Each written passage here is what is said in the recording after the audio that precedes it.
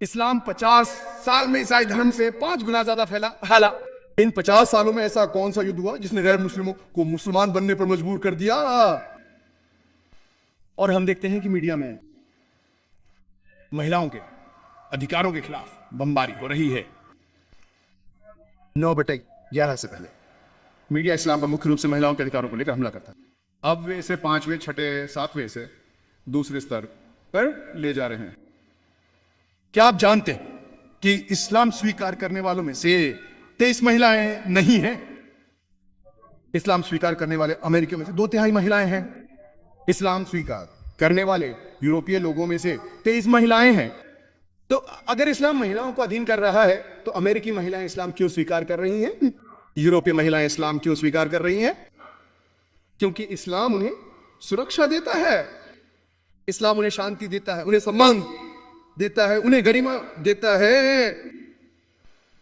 तो दिल को जीतने वाली चीज शांति की तलवार है, बुद्धि की तलवार है।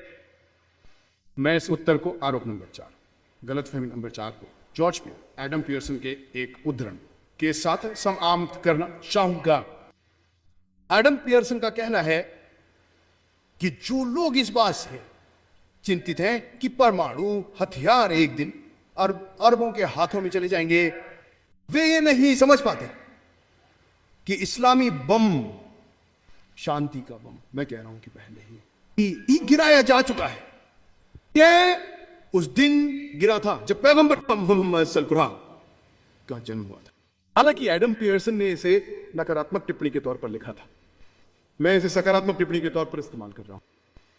एडम पियर्सन ने इसे व्यंग्य के तौर पर लिखा था कि जो लोग इस बात से चिंतित हैं कि परमाणु हथियार एक दिन अरबों के हाथों में चले जाएंगे, वे ये नहीं समझ पाते कि इस्लामी बम यानी आतंकवाद का बम उस दिन गिराया जा चुका है जिस दिन पैगंबर मोहम्मद उन्हीं का जन्म हुआ था। इसलिए मैं उनसे सहमत हूं, लेकिन सही संदर्भ में कहें तो जो लोग इस बात से चिंतित हैं कि परमाणु हथियार एक दिन अरबों के हाथों में चले जाएंगे, वे ये नहीं समझ पाते कि इस्लामी बम शांति का पहले ही गिराया जा चुका है। जब आपके पास शांति का बम हो तो आपको परमाणु हथियार की जरूरत नहीं होती। इसलिए मैं एडम पियर्सन के सही संदर्भ में कह रहा हूं कि जो लोग इस बात से चिंतित हैं कि परमाणु हथियार एक दिन अरबों के हाथों में चले जाएंगे, वे ये नहीं समझ पाते कि इस्लामी बम शांति का बम पहले ही गिराया जा चुका है। जिस दिन पैगंबर मोहम्मद का जन्म हुआ था उस दिन शांति का बम गिराया जा चुका है। और मोहम्मद सल्लल्लाहु अलैहि वसल्लम तुम्हारे सभी परमाणु हथियारों से भी अधिक शक्तिशाली हैं। वो अकेले ही काफी हैं। पूरी दुनिया में एक आदमी दिलों को जीतने के लिए काफी है। वो अमेरिकियों, यूरोपियनों के दिलों को जीतने के लिए काफी है। आप अपने मीडिया के साथ चाहे जितनी कोशिश कर लें, ये आदमी पैगंबर मोहम्मद शांति उस पर हो, अल्लाह के आखिरी दूत अकेले पूरे गैर मुस्लिम दुनिया के लिए काफी हैं।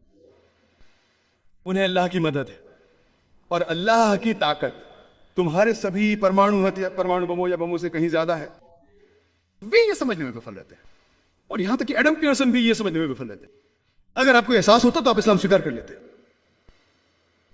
आप गैर मुस्लिमों द्वारा पूछा जाने वाला 5वां गैर मुस्लिम सवाल यह है कि इस्लाम एक मुस्लिम पुरुष को एक से अधिक पत्नियां रखने की अनुमति देता है, या इस्लाम हुए हक की अनुमति क्यों देता है?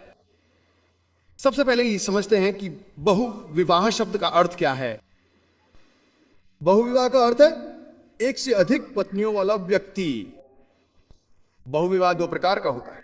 पॉलीएंड्री जब एक आदमी की एक से अधिक पत्नियां होती हैं, पॉलीएंड्री जब एक औरत के एक से अधिक पति होते हैं, और पॉलीजिनी जब एक आदमी की एक से अधिक पत्नियां होती हैं।